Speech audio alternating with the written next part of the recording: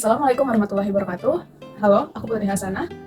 Di sini aku akan sedikit menjelaskan materi mata kuliah Fikih Munakahat Al-Mawaris tentang khitbah dan pernikahan. Oke, yang pertama kita masuk ke dalam pengertiannya dulu. Pengertian khitbah berasal dari kata, yang berarti jelas, singkat, dan padat. Untuk definisi secara menyeluruhnya yaitu adalah permohonan seseorang lelaki terhadap perempuan kepada perempuan untuk menikahinya.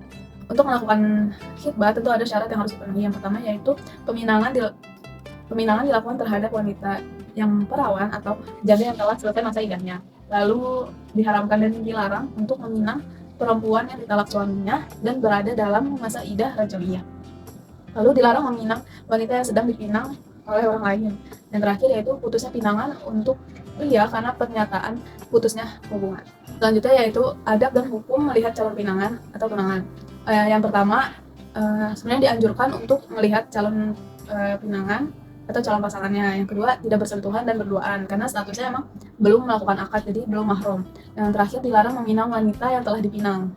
Jadi nggak boleh meminang orang yang sudah punya calon. Jadi untuk melakukan biasanya melakukan prewedding setelah melakukan khitbah gitu. Boleh saja asalkan dilakukan secara syar'i gitu, tanpa ada sentuhan fisik gitu. Tetap menjaga aturan-aturan agama Islam karena statusnya masih belum mahram. Yang terakhir, dari materi khitbah, dasar hukumnya berdasarkan Quran Surat Al-Baqarah ayat 235. Oke, selanjutnya yaitu fenomena mengenai khitbah yang terjadi di masyarakat atau contoh kasus yang terjadi di masyarakat mengenai khitbah yang saya ketahui dan juga menjadi bahan diskusi kelompok saya kemarin untuk presentasi mengenai khitbah. Jadi ini terjadi oleh teman-teman SMA saya sendiri, yaitu di mana dia sudah melakukan khitbah atau tunangan, namun jarak waktu untuk pernikahannya terbilang cukup lama. Sedangkan menurut ajaran mungkin memang tidak ada batasan waktu yang pasti atau yang disyariatkan. Cuman setahu saya itu harusnya diharuskan disegerakan untuk melakukan pernikahan. Nah, setelah terjadi banyak gitu orang yang melakukan khitbah dulu atau tunangan, nah pernikahannya mungkin dikasih spare waktu yang cukup lama. Mungkin niat mereka memang baik untuk saling menjaga hati gitu, agar tidak berpindah-pindah lagi lain hati gitu. Jadi diikat dulu dengan prosesi khitbah atau tunangan. Tetapi yang jadi masalahnya setelah melakukan khitbah, mereka tetap tetap melakukan kontak fisik gitu-gitu. Jadi melanggar aturan agama yang dimana mereka sejatinya belum melaksanakan akad atau masih dalam status bukan mahram.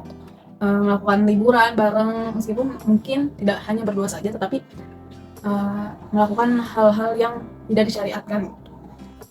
Baik, itu adalah contoh kasus tentang khitbah yang terjadi di lingkungan saya. Baik, dilanjutkan ke materi yang kedua, yaitu pernikahan, di mana setelah orang melakukan khitbah, calon mempelai pria dan mempelai perempuan akan melanjutkan ke jenjang pernikahan, yaitu kata nikah berasal dari kamus Al-Munawwir, yaitu an-nikah artinya nikah, az-zawaj artinya kawin, dan al-wat'u artinya setubuh atau senggama. Lalu menurut bahasa, pernikahan yaitu artinya merangkul atau mempertemukan. Sedangkan secara istilah, pernikahan yaitu adalah akad serah terima antara laki-laki dan perempuan untuk saling memuaskan satu sama lain dan membentuk keluarga yang sakinah, mawaddah, warahmah. Adapun rukun yang wajib ada gitu pada saat pernikahan, yang pertama yaitu adalah sudah pasti adanya mempelai laki-laki, mempelai perempuan, wali, 2 orang saksi, serta sigot ijab qabul atau pernyataan ijab dan kabulnya. Oke, setelah kita mengetahui apa itu pernikahan dan rukun-rukun yang harus dipenuhi dalam melaksanakan pernikahan, sebenarnya banyak orang yang bilang pernikahan itu adalah ibadah terpanjang, ibadah yang terlama. Kenapa bisa dibilang gitu? Pasti Allah menyuruh kita untuk menikah atau berpasangan, tentu ada tujuannya gitu. Nah, beberapa tujuannya yaitu yang pertama, untuk memperoleh kebahagiaan dan ketenangan hidup atau sakinah. Lalu yang kedua, untuk membina rasa kasih sayang, kayak cinta kasih kan. Lalu untuk memenuhi kebutuhan seksual yang sah dan diridhoi oleh Allah. Lalu untuk melaksanakan perintah Allah dan menjalankan sunnah Rasulullah SAW. Lalu ketika kita sudah memenuhi kebutuhan seksual yang sah dan diridhoi oleh Allah, pastinya insya Allah kita juga akan mendapatkan atau dikaruniai keturunan-keturunan yang sah dan juga diridhoi oleh Allah. Oke, selanjutnya yaitu pernikahan sendiri juga sudah diatur oleh undang-undang di negara kita, Indonesia, Undang-Undang Perkawinan nomor 1 tahun 1974. Yang pertama yaitu persetujuan antara kedua calon mempelai, lalu izin orang tua. Yang ketiga itu umur calon mempelai pria berusia 19 tahun dan calon perempuannya 16 tahun. Lalu antara kedua calon mempelai tidak ada hubungan darah atau dilarang kawin gitu, jadi bukan semahram gitu kan. Lalu tidak terikat perkawinan dengan orang lain, tidak bercerai untuk kedua kalinya dengan suami atau istri yang sama yang hendak dikawini gitu. Jadi tidak udah pernah, maksudnya nggak pernah cerai 2 kali sama orang yang sama gitu. Lalu yang terakhir untuk wanita, khususnya seorang janda, tidak dapat kawin lagi pada saat masa waktu tunggu. Lalu dasar hukum yang melandasi pernikahan ini yaitu Quran Surat An-Nur ayat 32.